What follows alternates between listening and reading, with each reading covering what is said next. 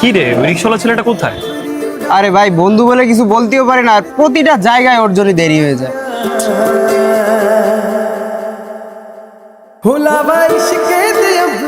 পাইছে।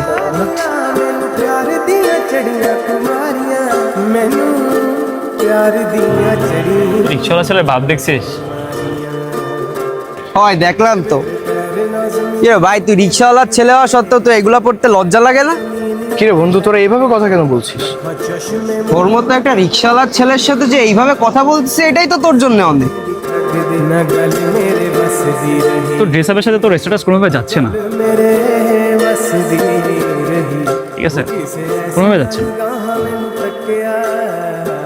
হ্যাঁ, আমি রিক্সাওয়ালা ছেলে, কিন্তু জানিস বন্ধু, এটা নিয়ে আমার কোনো আফসোস নেই।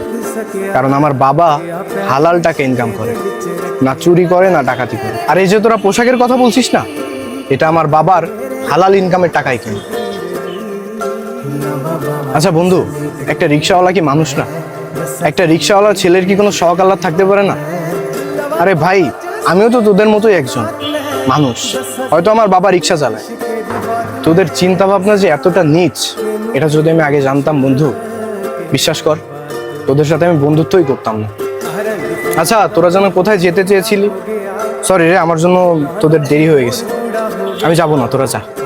আর তোরা ভালো থাকিস।